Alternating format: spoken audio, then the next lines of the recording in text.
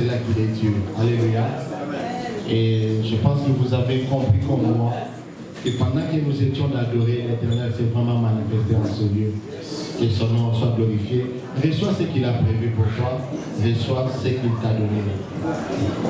Nous allons, je pense que nous ne serons pas longs. Nous allons avoir une courte exhortation. Nous sommes en train de réfléchir sur un thème. Et depuis un certain moment, le Seigneur continue à nous encourager à bien continuer notre marche avec nous. Alléluia. Parce que du reste, même si nous devons avoir tout ce qui est ici-bas, mais sachons une chose, que nous sommes pèlerins sur cette terre et que nous finirons par passer. Alors Dieu nous prépare. J'ai béni le Seigneur pour ce que nous avions suivi la fois passée, le dimanche passé. L'amour sans condition. L'amour pour Dieu sans condition. Nous n'allons pas revenir sur ça. Dieu merci, aujourd'hui il y a des plateformes. Si nous pouvons suivre le message, pour aller sur YouTube, nous allons encore réécouter ces messages. Et l'Éternel est bon. Aujourd'hui, Dieu veut nous encourager. Il veut nous encourager en nous disant que nos mains ne s'affaiblissent pas. Alléluia. Que nos mains ne s'affaiblissent pas. Certes, dans cette marche, il y a beaucoup de choses, il y a beaucoup de surprises, agréables comme désagréables. Dans cette marche, il y a aussi la fatigue. On a tellement marché, on a tellement donné, qu'à un moment donné, on n'a plus la force d'avancer. Que nos mains ne s'affaiblissent pas. Nous allons, comme lecture de base, lire dans Luc 9, 57 à 62. Luc 9, 57 à 62.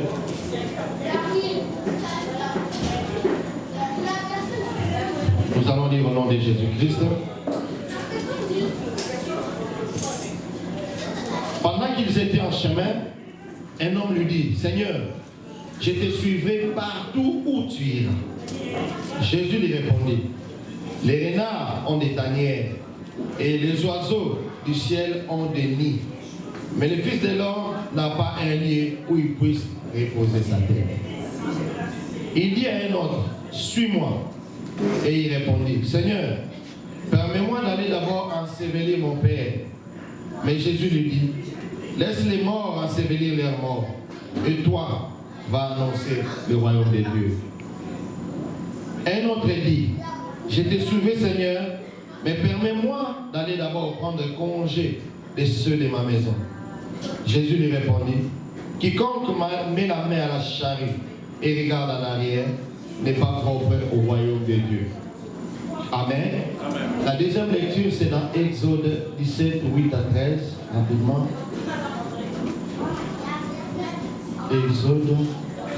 Exode 17, 8 à 13. Exode 17, 8 à 13. Nous lisons au nom de Jésus-Christ.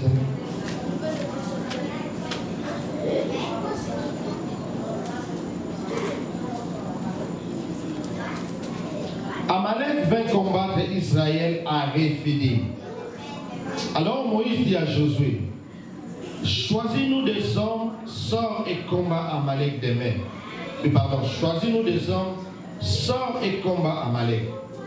Demain je me tiendrai sur le sommet de la colline, la verge de Dieu dans ma main. Josué fit ce que lui avait dit Moïse pour combattre Amalek. Et Moïse, Aaron et Hur montèrent au sommet de la colline. Lorsque Moïse élevait sa main, Israël était le plus fort. Et lorsqu'il baissait sa main, Amalek était le plus fort. Les mains de Moïse étaient fatiguées. Ils prirent une pierre qu'ils placèrent sous lui et il s'assit dessus. Aaron et Hur soutenaient ses mains, l'un des côtés, l'autre de l'autre. Et ses mains restèrent fermes jusqu'au coucher du soleil. Amen. Nous pouvons nous asseoir. Merci beaucoup. Bien-aimés, Dieu voulait que nous puissions réfléchir sur cette terre. Dieu veut nous encourager que nos mains ne s'affaiblissent pas. Certes, dans cette vie, nous vivons tellement de surprises, nous vivons tellement de situations parfois difficiles, des situations contre nos désirs et nos volontés, au point qu'à un moment donné, on se pose la question, Est-ce que ça vaut la peine de continuer la marche avec le Seigneur? Au point que nous posons la question de voir, est-ce que c'est vraiment utile de continuer avec ces ailes qui nous caractérisent? Est-ce que ça vaut la peine de continuer à craindre Dieu malgré l'injustice, malgré tout ce qu'on vit, que ce soit dans nos familles, que ce soit dans nos milieux? Est-ce que ça vaut encore la peine? Le Seigneur nous dit que nos mains ne s'affaiblissent pas. Alléluia. En fait, l'image de main, c'est au sens figuré. Quand on dit que les mains ne s'affaiblissent pas, c'est parce qu'on voit dans les mains la force de l'homme. On voit dans les mains l'activité de l'homme.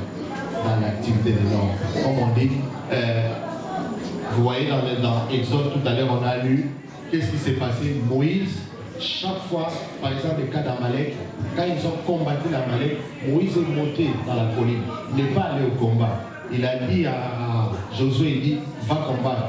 Et moi, je serai du haut de la colline et mes mains seront levées avec la verge. C'est cette même verge-là qu'il avait frappée quand il a traversé la mer Rouge. Il dit, mes mains seront levées avec la verge et vous allez combattre. Mais ce qui est intéressant ici, c'est qu'on dit quelque chose, chaque fois que ses mains étaient levées, la victoire était du côté des enfants d'Israël. Et quand il se sentait fatigué, il baissait ses mains, les Amalek avaient l'avantage sur Israël. Je ne vous ai pas les détails, on l'a lu, et comment Aaron et les autres ont mis des pierres par-ci par-là pour tenir ses mains. Mais le plus important ici, le sens de mains qui ne faiblit pas, c'est les mains levées. C'est les mains levées. Et le sens des mains qui faiblissent, selon dans l'exode qu'on a lu, c'est les mains baissées. Et le main levé vers qui? Vers l'Éternel. Les mains levées vers l'Éternel. Le main levé, c'est le symbole de la persévérance. C'est le symbole de la persévérance. Nous avons nos mains levées, ça montre que nous continuons notre parcours avec le Seigneur. Quand le Seigneur nous voit, en fait, dans la technologie, il y en a qui les connaissent ici, Papa Jean-Pierre, qui était avec moi dans les télécoms, c'est quelque chose.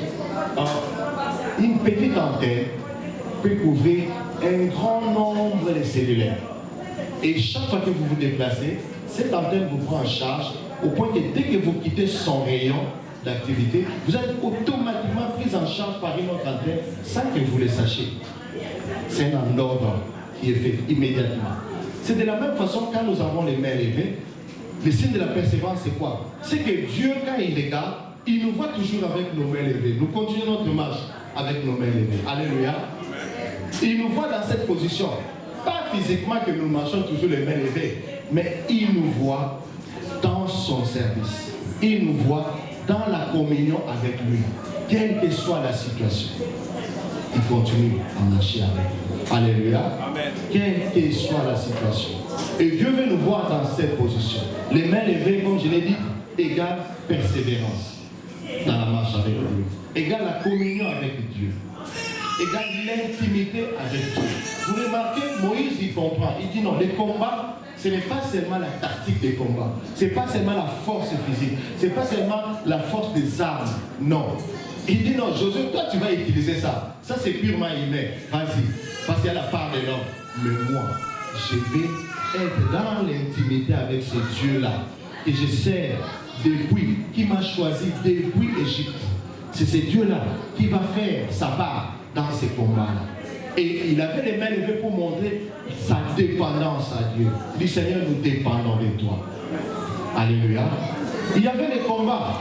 Il n'a pas paniqué du combat, mais il avait les mains, parce qu'il avait totalement confiance à lui. Il dit, Seigneur, je dépends de toi. Est-ce que dans cette église, il y a quelqu'un aujourd'hui qui peut dire, Seigneur, je dépends totalement de toi, malgré ma richesse, malgré ma force physique, malgré mon jeune âge, malgré ma vigueur, malgré ma célébrité, malgré mon succès, je dépends totalement de toi.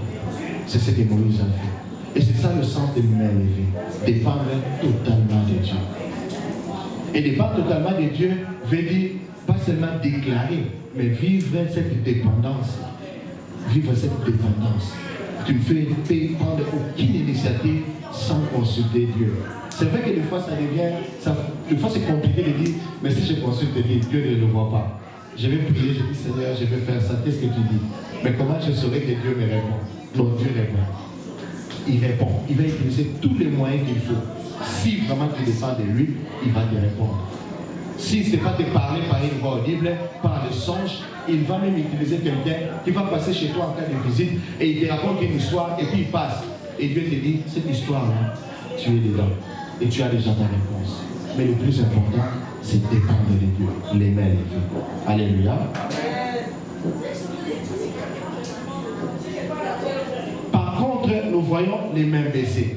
On dit toutes les fois que Moïse avait les mains baissées, là nous sommes au niveau de la définition du concept main levée. Toutefois qu'il avait les mains baissées, Israël perdait la bataille. Cela veut dire quoi? Cela veut dire qu'il n'y a plus d'antenne, il n'y a plus de connexion. Comme je l'ai dit tantôt, les mains sont baissées.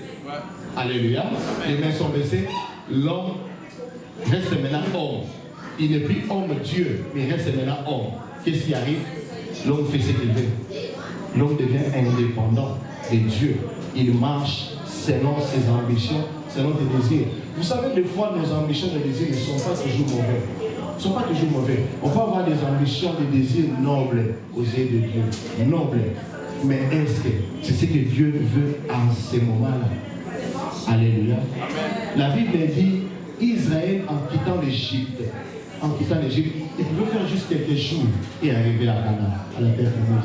Mais Dieu les a amenés par un chemin détourné pour les enseigner. Alléluia. Parce que c'est un peuple qui ne connaissait pas Dieu. Du reste, même si Dieu s'est choisi un peuple, quand Moïse est allé, Moïse a posé la question, il a dit, qu'est-ce que je dirais? Qui m'envoie? Il dit, dis-leur, je suis t'envoie. Mais ces Jésus-là, ils ne l'ont pas vécu. Ils ont été habitués à l'esclavage en Égypte pendant très longtemps. Ils se contentaient même de ça. Ils étaient heureux de vivre dans cette vie-là. Du reste, ils ne mouraient pas de faim.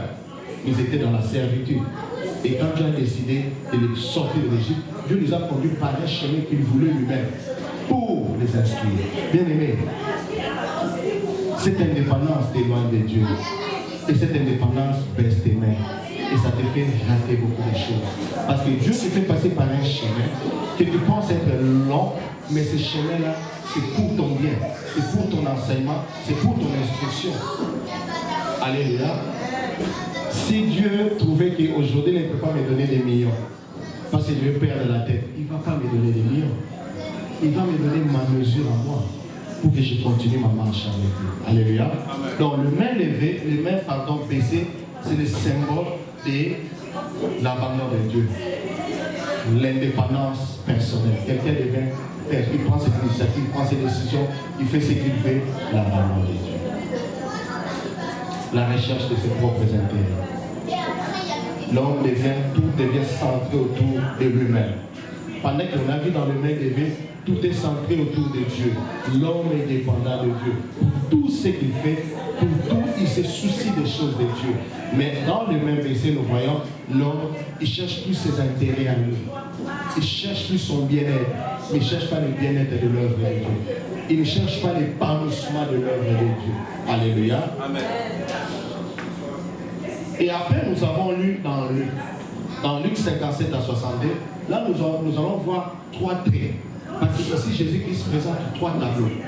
3 tableaux de comment quelqu'un qui a les mains levées doit être. Le premier tableau, il est dans le verset 57 à 58 qu'on a lu, Luc 9, 57 à 58. C'est la persévérance. C'est la persévérance.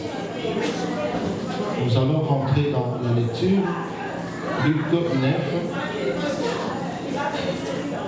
Luc 9, 57 à 58.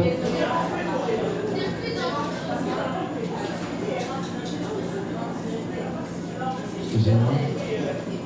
Luc 9, 57 à 58. Pendant qu'ils étaient en chemin, un homme lui dit, Seigneur, je te suivrai partout où tu iras. C'est l'homme qui dit, il fait la déclaration, Seigneur, je te suivrai partout où tu iras. Et Jésus lui répondit, les renards ont des tanières et les oiseaux du ciel ont des nids. Mais le Fils de l'homme n'a pas un lieu où il puisse reposer sa tête. Ici, nous voyons un aspect repos. L'aspect repos. Jésus dit le Fils de l'homme. Pendant que les oiseaux se reposent dans leur nid, pendant que les renards se reposent dans leur tanière, ainsi de suite, le Fils de l'homme n'a pas où reposer sa tête. les fils de l'homme continuent l'œuvre. Mais est-ce que Jésus m'a dit dormir? Est-ce que Jésus ne dormait pas?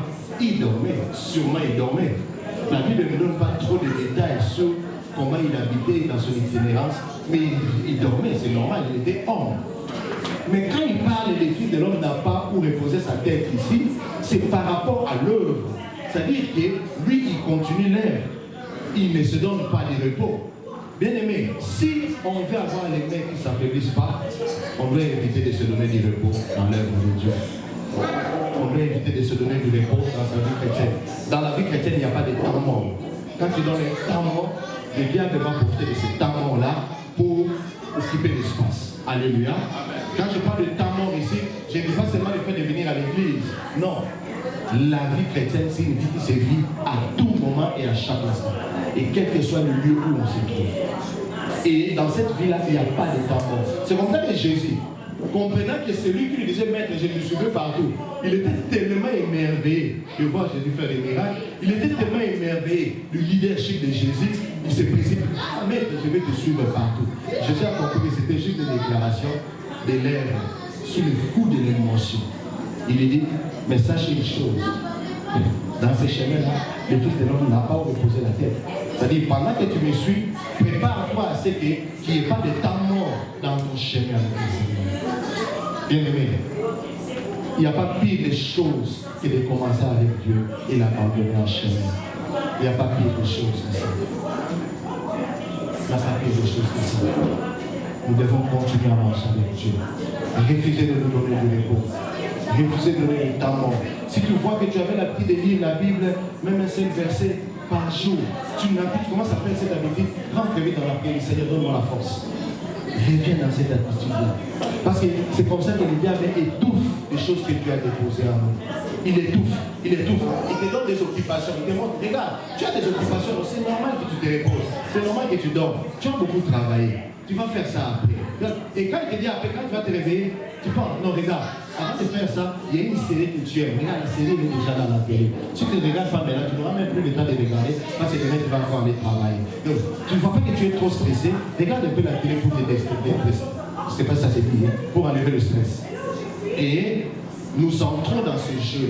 Et quand nous entrons dans ce jeu, nous oublions qu'il nous éloigne petit à petit des habitudes avec le Seigneur. Alléluia. J'ai aimé l'exemple du dimanche passé. Dieu, c'est lui-même qui a mis Adam et Ève dans le jardin. C'est lui-même qui savait comment ils étaient. Ils étaient nus, effectivement, oui. Mais ils ne se gênaient pas d'être nus. Ils vivaient normalement. Ils étaient en train de régner sur les animaux que Dieu a, oui. Mais les jours où ils ont désobéi à Dieu, les jours où ils se sont éloignés de Dieu, les jours où ils se sont donné du repos, c'est ces jours-là que tout a basculé. Ils ont compris qu'ils étaient nus. Ils ont commencé à avoir honte devant Dieu. Ils sont allés se cacher. Alléluia. Amen. Toutes les fois que nous laissons du repos, nous mettons un temps mort dans notre vie chrétienne, un temps mort dans notre façon de prier, un temps mort dans la façon de prier en famille, un temps mort dans la façon de venir à l'église, un temps mort dans la façon de servir Dieu. Le diable saisit l'occasion. Et ça, c'est le moment qu'il commence à travailler. Alléluia. Donc, le premier trait, la première caractéristique de ceux-là qui ne laissent pas leur main s'affaiblir, c'est qu'ils persévèrent avec le Seigneur. Ils persévèrent dans leur chemin avec le Seigneur. Si nous lisons, nous n'allons pas lire, vous allez noter, lire à la maison, Ésaïe 62, verset 1, nous voyons ici le prophète Ésaïe dit, pour l'amour de Sion, je ne tairai point. Pour l'amour de Jérusalem, je ne prendrai point de repos, jusqu'à ce que son salut paraisse comme l'aurore et sa délivrance comme un flambeau qui s'allume. Il dit, pour l'amour de Jérusalem, je ne tairai pas. Lui, il a parlé de Jérusalem, mais Jérusalem, c'est ta maison. Jérusalem, c'est ta famille. Jérusalem, c'est ta vie. Jérusalem, c'est ton église. Combien prie pour l'église du Seigneur? Pas même parole de vie Montréal, mais pour le peuple de Dieu à travers le monde. Combien prennent le fils de 5 minutes pour prier pour la mission que Dieu nous a confiée cette terre? Les chrétiens sont persécutés dans des coins, ils ne peuvent même pas se réunir comme nous. Est-ce qu'il nous arrive d'intercéder? Combien des innocents se retrouvent dans des camps de réfugiés innocemment parce qu'ils fuient des actes de guerre? Combien? Alléluia. Nous devons continuer l'œuvre, faire notre rôle de serviteurs, faire notre rôle de missionnaires pour le Seigneur. Deuxième caractéristique, ou deuxième trait, Nous le voyons dans le verset 59 à 60. Ça, c'est le deuxième scénario que Jésus-Christ a donné ici. Il dit à un autre, suis-moi. Et il répondit, Seigneur, permets-moi d'aller d'abord ensevelir mon père.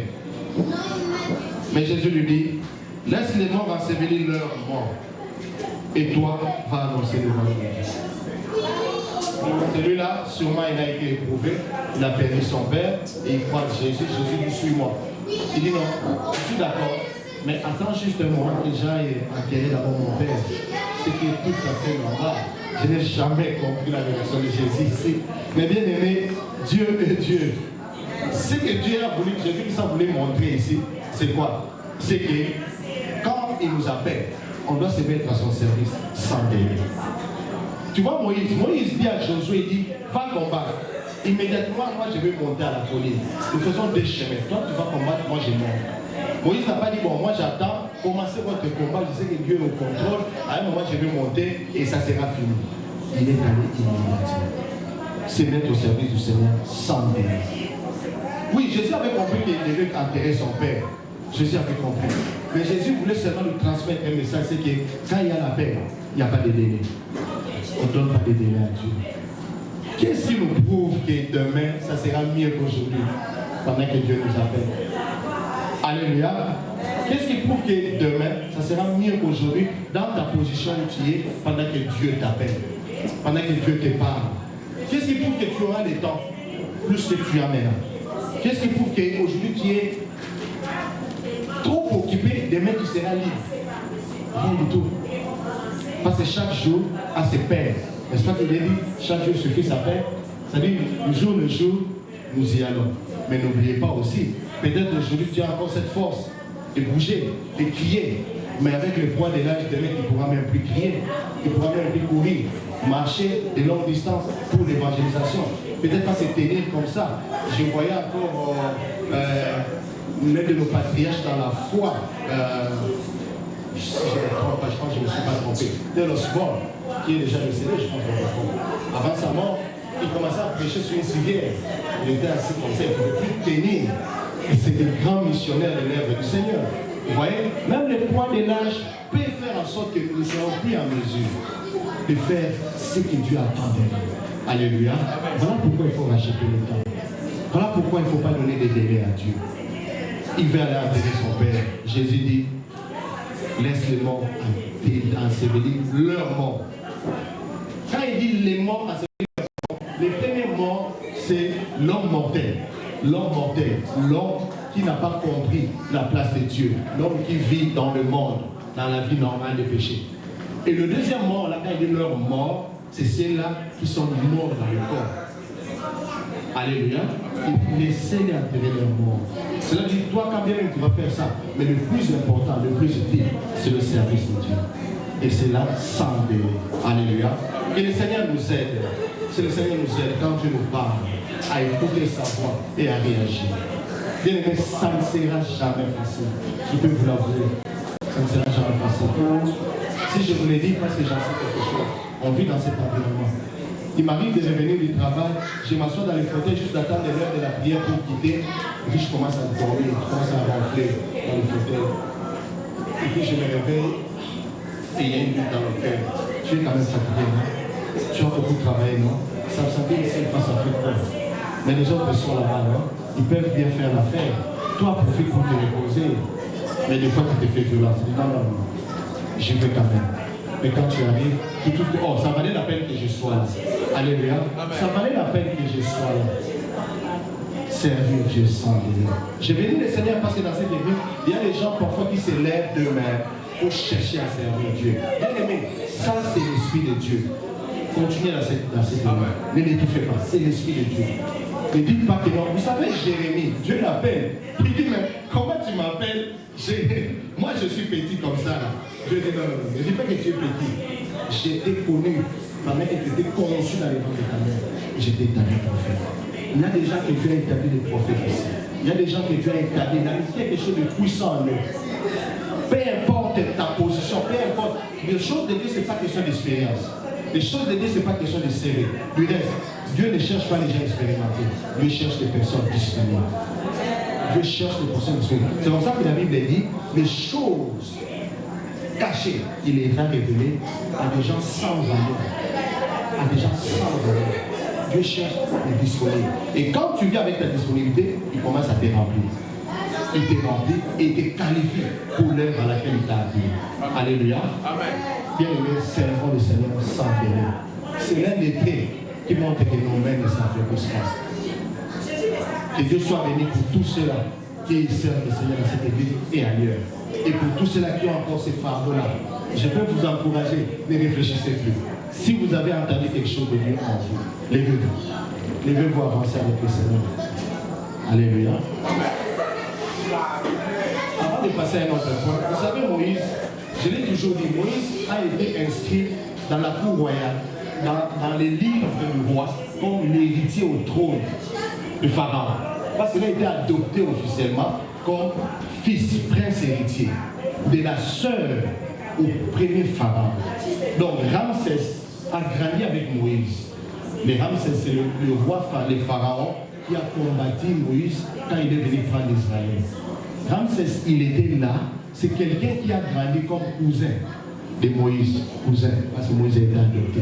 Donc Moïse connaissait la force d'Égypte, il connaissait les richesses du roi. On lui a montré comment on parle, comment on marche, comment tout il a été instruit à ça. Moïse était servi, mais un jour, il a compris que sa place n'était pas là. Sa place était dans la brousse. Sa place était à côté du peuple de Dieu.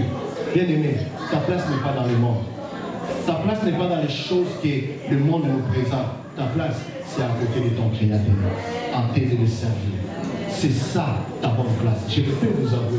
Si Dieu t'a donné tout ce qu'il t'a donné jusqu'aujourd'hui, c'est parce qu'il voulait t'amener à une étape et te montrer qu'il est capable de tout. Mais ce n'est pas ça la finalité. Dieu t'attend là où il veut que tu sois, à ses côtés, pour achever l'œuvre. Pour qu'à la fin, il dise bon et fidèle serviteur. Alléluia. Le troisième point, ou le troisième trait, nous le voyons dans le verset 61 au verset 62. Un autre dit, je te suivrai Seigneur, mais permets-moi d'aller d'abord prendre congé de ceux de ma maison.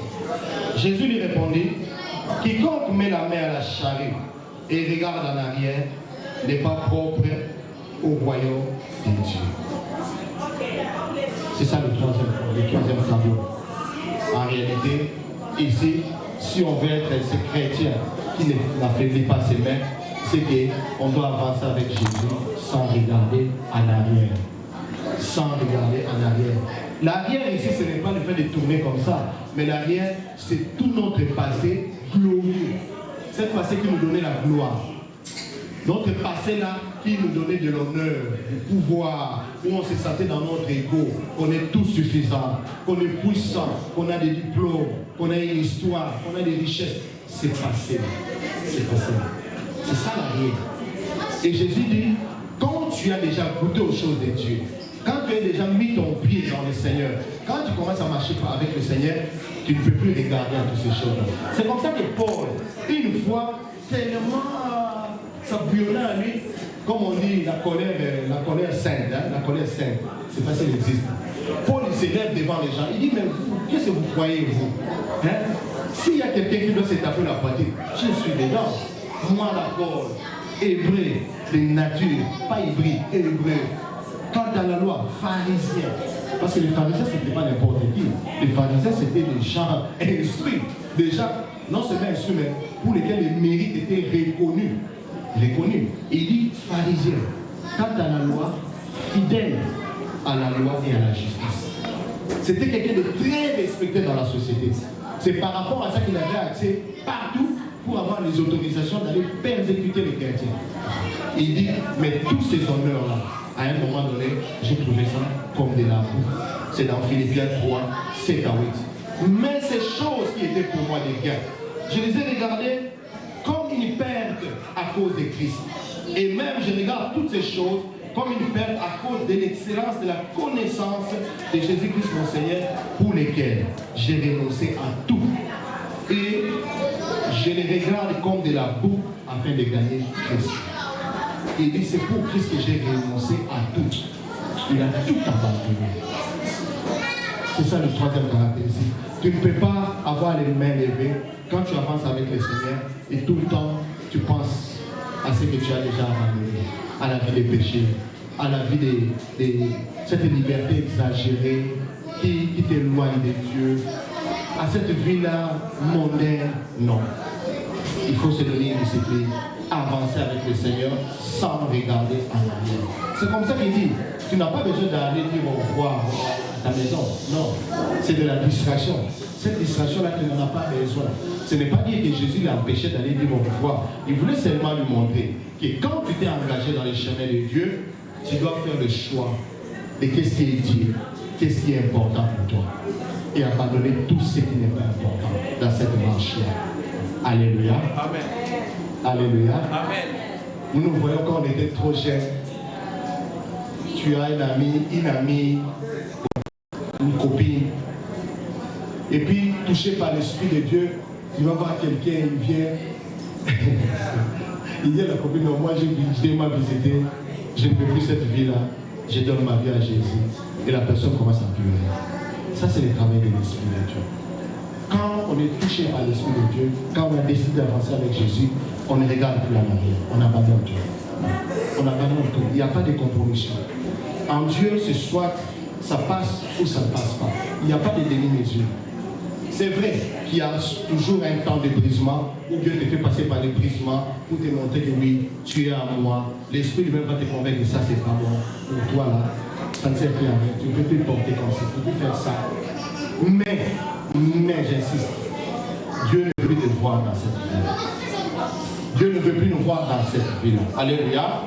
Ce sont là les trois traits, selon ce que Dieu a mis dans mon cœur, qui montrent que nous, là, nous avons nos mains levées. Mais nous allons voir, pour terminer, pourquoi devons-nous avoir des mains qui ne s'affaiblissent pas? Pourquoi on doit avoir nos mains levées? Alléluia. Et nous lisons dans Sophonie 16 à 20. Sophonie 16 à 20. Rapidement.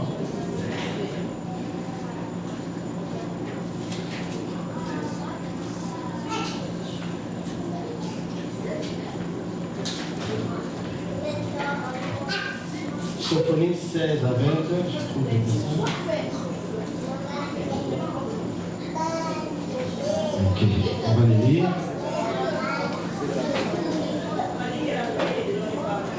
Pardon, Sophonie chapitre 3, verset 16 à 20, excusez-moi.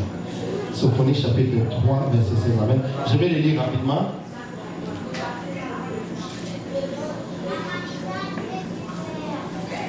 En ce jour-là, on dira à Jérusalem, ne crains rien. Sion, que tes mains ne s'affaiblissent pas. L'Éternel, ton Dieu, est au milieu de toi comme un héros qui sauve. Il fera de toi sa plus grande joie. Il gardera le silence dans son amour. Il aura pour toi des transports d'allégresse. Je rassemblerai ceux qui sont dans la tristesse, loin des fêtes solennelles. Ceux qui sont sortis de ton sein, l'opprobre pèse sur eux. Voici, en ces temps-là, j'agirai contre tous tes oppresseurs. Je délivrerai le boité et je recueillerai ceux qui ont été chassés. Je ferai d'eux un sujet de louange et de gloire. Dans tous les pays où ils sont l'opprobre, en ces temps-là, je vous ramènerai. En ces temps-là, je vous rassemblerai, car je ferai de vous un sujet de gloire et de louange. Alléluia. Amen. Certes, le contexte ici, c'est le contexte d'Israël, mais nous savons que nous, là, nous sommes Israël spirituel pour notre Dieu. Alléluia. Nous entrons dans la famille de Dieu et cette promesse nous concerne aussi. La première des choses, ou le premier avantage que nous avons en ayant nos mains levées, c'est que l'Éternel, notre Dieu, est au milieu de nous comme un héros qui sauve. Alléluia. Dieu ne nous laisse pas seuls pendant que nous avons nos mains levées, pendant que nous continuons notre démarche avec lui. Il est au milieu de nous. Non seulement il n'est pas au milieu de nous pour observer seulement des choses. Non, la Bible dit, il est au milieu de nous comme un héros qui sauve. C'est-à-dire quoi? toutes les fois où nous serons confrontés à des difficultés, toutes les fois où nous serons confrontés au combat, à des problèmes, il sera là pour nous sauver. Il sera là pour nous tirer de cela. Et il dit comme un héros. C'est-à-dire qu'il va combattre jusqu'au bout. Et il va nous donner cette victoire. Quelle assurance, bien aimé. Je ne combats pas, tu ne combats pas, tu continues ta marche normalement, mais il y a quelqu'un qui s'assure que tout va très bien tout autour de toi. Ça, c'est plus que même les gardes du corps. Alléluia. Amen.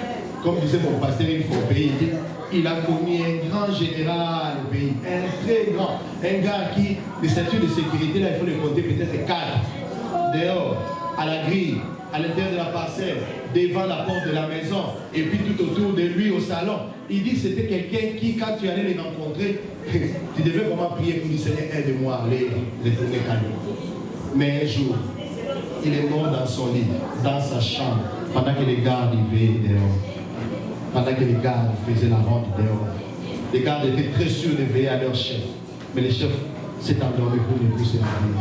Les gardes n'ont pas vu la mort rentrer. Les gardes n'ont pas vu la mort aller chercher leur chef pour l'empêcher. Alléluia. Amen. Il y a quelqu'un qui s'est dit, il est autour de nous comme un héros qui sauve. Je ne sais pas si tu réalises la profondeur de ce terme. Il est autour de toi comme un héros. C'est-à-dire qu'il va combattre tout combat qui est ton combat à toi. Et il va les gagner parce qu'il est le Dieu qui gagne toujours. Et après, il va te sauver de là. C'est-à-dire que tu ne vas pas sortir de là brisé, anéanti, parce que tu as combattu. Non. Tu vas sortir de là sain et sauf. Et des fois même, tu ne réalises même pas qu'il a été de combattre pour toi. Tu dors, tu te réveilles, ah aujourd'hui là, j'ai rêvé, on me poursuivait. Et puis tu te réveilles, tu prends ton bain, tu vas au travail, normal, tu manges, normal. Mais effectivement, il y avait un combat la nuit. Mais Dieu était là. C'est comme ça que tu es normal, tu te réveilles. Hein, comme on dit là, les sorciers essayaient de tirer sur toi. Pendant que les balles venaient, il y a eu un antiballe qui s'est dirigé autour de toi, au point que les balles ne t'ont pas atteint. Je ne sais pas s'il y a un Dieu qui marche autour de toi. Ça, c'est la première avantage. Ça, c'est le premier avantage pour nous, enfants de Dieu, qui marchons les mains levées. Deuxième avantage, Dieu fera de toi sa plus grande joie. Alléluia. Dieu fera de toi sa plus grande joie. Je ne sais pas si quelqu'un a compris ce qu'on est allé là. Dieu fera de toi sa plus grande joie. Cela veut dire quoi? Si Dieu fait de moi sa plus grande joie, cela veut dire que Dieu fera de moi un sujet d'admiration pour tout le monde. C'est-à-dire que quand les gens me verront, ils glorifieront le Seigneur. Ils n'auront pas de quoi dire sur moi. Parce que Dieu va tellement me combler que les gens diront, mais quel est cet homme? Quelle est cette femme? Mais d'où il tire sa joie? D'où il tire sa force? Alléluia. Amen. Vous savez, je peux vous avouer, et vous le savez comme moi, que l'argent là, ça ne donne pas tout. L'argent là, ça ne donne pas tout. On peut avoir été bourré d'argent, mais on n'a pas la joie. On peut être bourré d'argent, mais on n'a pas la paix. Mais il y a des choses que le Seigneur te donne, même quand tu es le plus pauvre là, mais tu es épanoui au fond de toi, au point que même les choses qui font peur aux autres, ça ne te fait plus peur. Amen. Les choses qui font trembler les autres, qui coupent l'appétit des autres, toi tu n'es plus dedans. Tu es tellement comblé de la joie de l'Éternel. Dieu dit, il fera de toi sa plus grande joie. Sa plus grande. Il n'a pas dit, il te donnera la joie. Il dit sa plus grande, c'est le superlatif. C'est-à-dire qu'il va te donner une joie absolue. Pendant que lui sera joyeux, il fera ce que toi tu sois aussi joyeux. Alléluia. C'est comme ça que quand nous pleurons, nous enfants de Dieu, quand nous pleurons, Dieu est triste de nous voir pleurer. C'est comme ça aussi, je l'ai dit, je le répète, il est toujours prudent pour toi enfant de Dieu quand tu t'énerves de te retenir de tes parents. Parce que tu as une partie de divinité en toi. Et tant dans ces plans de Dieu, de la grande joie de Dieu, tu peux prononcer des choses qui vont avoir un impact sur la personne sur qui tu as prononcé ces paroles. Même sous l'effet de la colère. Alléluia. Amen. Troisième élément, nous allons chuter rapidement.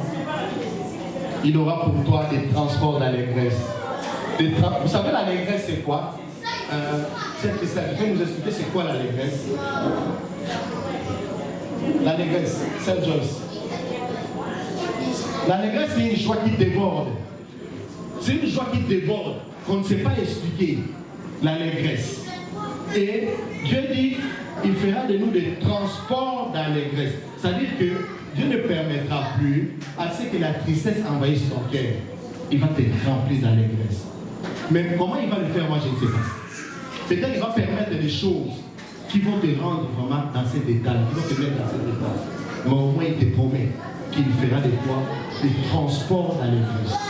Bien aimé, il y a des gens qui sont communicateurs de la joie. Dieu veut que tu sois parmi ces gens.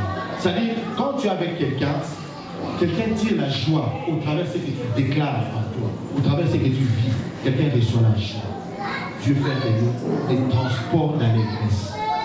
Apporter la joie auprès des autres. Alléluia. Et le dernier, c'est quoi? L'avant-dernier, pardon. Il délivrera des boiteux. Le boiteux ici, c'est l'image de tout ce qui nous manque.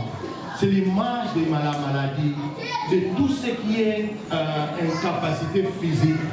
Dieu dit, il nous délivrera de ça. Alléluia. C'est comme ça que tu n'as pas à te poser la question, comment tu vas commencer? Comment cela arrivera? Toi, rends-toi seulement disponible. Et lui, il va, c'est cet handicap-là, il va l'enlever. Il va l'enlever, cet handicap-là. Alléluia. Amen. On pose la question à Bartimée. Il dit non, je ne sais pas. Tout ce que vous me posez comme question là, je ne sais pas. Ce que je sais, ce qui est sûr, j'étais avec. Mais maintenant, je vois. Alléluia. Amen. Je ne sais pas qui il est. Si vous me dites c'est lui, il est Dieu. Toutes ces questions-là, moi, je ne sais pas. Ce que je sais, c'est que j'étais avec. Et vous me voyez avec ici. Mais maintenant, je vous vois tel que vous êtes devant moi. Parce que Dieu ne se trompe pas. Il dit, il délivrera les boiteux. Il va t'enlever ton handicap là. Bien aimé, il y en a même qui ont l'handicap de parler. Vous savez, Dieu sait faire des choses. Quelqu'un peut être timide, vraiment timide. Et la timidité là de vraiment craindre les gens dès qu'il voit quelqu'un. Alléluia. Amen. Ça c'est plus que même le lusito, les lousitos de mes frères Congo. C'est plus que les lousitos. C'est-à-dire quelqu'un qui ne veut pas être en contact avec les gens. Mais quand Dieu le visite, il devient évangéliste de la parole de Dieu. Il devient quelqu'un qui crie devant les gens. Il regarde les gens qui voient dans les yeux, il parle avec force. Ça aussi c'est un handicap. Dieu peut enlever cet handicap-là. Peut-être c'est l'expression, tu n'as pas l'expression facile. Ça peut être aussi un handicap. Tu veux bien, mais dis à Dieu, Seigneur, oui, je suis disposé, mais je n'ai pas l'expression facile. Moïse aussi n'avait pas l'expression facile. Alléluia. Amen. Moïse n'avait pas l'expression facile. Je ne sais pas s'il bégayait ou s'il ne savait pas parler, mais je sais seulement qu'il a avoué devant Dieu. Comment je vais aller parler à Pharaon pendant que tu connais mon état? Mais Dieu a enlevé son handicap. Et il a levé comment? Il a mis Aaron à ses côtés. Il dit, je te fais Dieu devant Pharaon. Et Aaron sera le prophète. Il parlera de ma part par ce que tu lui diras. Alléluia. Amen. Dieu a tous les moyens pour enlever ton handicap. Crois Seigneur. Et rends-toi seulement disponible. J'ai béni le Seigneur, je vois les ados ici jouer au synthé. Mais le plus petit, c'est les crèves, les fils à papa Sparrow. Mais je suis rentré dans mon cœur depuis dimanche passé, révolté. Révolté. J'ai dit non. Donc Dieu est capable de faire tout avec qui que ce soit. Cet enfant-là, il a joué ici. Toute la tranche de l'animation. Et il a joué correctement. Il a quel âge? Il a quel âge? Ça, c'est déjà l'enseignement pour montrer que si lui, il a pu, c'est que Dieu peut faire aussi avec toi. Il peut faire même au-delà de ce qu'il a fait avec ces jeunes enfants. Alléluia. Et le dernier point, l'Éternel fera de nous un sujet de louange et de gloire. Dieu fera de toi un sujet de louange et de gloire. Si tu as toujours tes mains levées, tes mains qui ne fleurissent pas. Comment il va le faire, je ne sais pas. Je ne pourrais pas te le dire. Mais il va faire en sorte qu'à un moment donné, tout le monde réalise que tu es vraiment de Dieu. Alléluia. Et à un moment donné, tout le monde réalise que les bruits que tu faisais là n'étaient pas des bruits pour rien. Vous savez, des fois, quand nous parlons de Dieu, même dans nos familles larges, même dans notre communauté, il y a des gens parfois qui nous prennent pour des gens qui exagèrent. Même dans la famille, là, c'est quoi ça? Toi, pasteur, toi, serviteur, toi, évangéliste, toi. Oui, c'est pas ça le plus important. Le plus important, c'est qu'à un moment donné, Dieu va nous donner ce qu'il a prévu pour nous. Pour que tous ces mondes adorent Dieu au travers de nous. adore-le au travers de ce qu'il va faire. Il a promis et il le fera. Il fera de nous un sujet de louange et un sujet de gloire. Alléluia. Bien aimé. Pour chuter, tu as vu deux tableaux. Soit tu as les mains levées, soit tu as les mains baissées. Mais le Seigneur te dit que tes mains ne faiblissent pas. Que tes mains ne s'affaiblissent pas. C'est le souhait de Dieu. Mais quel est ton plan pendant que nous écoutons cette parole? Tu es dans quelle position? Est-ce que tu gardes toujours tes mains levées pour le Seigneur? Est-ce que tu gardes toujours tes mains levées pour le Seigneur? Est-ce que tu es toujours debout par rapport à tout ce qu'on a relaté ici? Les traits qui caractérisent ceux qui sont debout dans le Seigneur. Est-ce que ça se retrouve en toi? Si cela ne se retrouve en toi, gloire à Dieu. Si cela ne se retrouve pas en toi, s'il te plaît, bien aimé, ne sors pas de ces lieux sans avoir parlé à Dieu. Ne sors pas de ces lieux sans avoir trouvé un arrangement avec Dieu. Parce qu'il t'attend, il m'attend, il nous attend. Alléluia. Mais si tu es dans le voie de Dieu, tu as les mains levées, tu as les mains levées, et tu continues ta marche avec le Seigneur, demande à Dieu de te donner la force. Parce que ça ne sera jamais facile. Demande à Dieu de te donner la force. Demande à Dieu de te rappeler toujours ces choses pour que tu sois en mesure de continuer la marche avec lui. Nous allons nous lever et fermer nos yeux. Pendant que nous levons, pendant que nous fermons nos yeux, commence à interroger ton cœur. Que l'Esprit de Dieu te révèle. Que l'Esprit de Dieu te parle encore dans tout ce qu'on a dit en ce lieu. Certes, tu t'es retrouvé dans un coin. Tu t'es retrouvé quelque part parce que Dieu veut que tu sois celui-là qui lui attend pour son œuvre. Est-ce que tu peux parler à Dieu ce matin? Est-ce que tu peux prier pour toi-même? Du reste, c'est pour nous que Dieu a envoyé ces messages. Que nos mains ne s'affaiblissent pas. Peut-être que ces mains se sont affaiblies à cause du poids de la vie, à cause des situations difficiles, à cause des obstacles, à cause du combat, à cause des réalités de la vie. Tes mains se sont affaiblies. Mais le Seigneur te dit encore ce matin que tes mains ne s'affaiblissent pas. Que tes mains ne s'affaiblissent pas parce qu'il est le héros qui sauve. Parce qu'il est avec toi. Parce qu'il marche avec toi. Il marche avec toi. Il est tout autour de toi. Mais il est là aussi pour manifester sa gloire. Faire de toi un sujet d'allégresse. Un sujet de louange. Un sujet de gloire. Prions notre Dieu.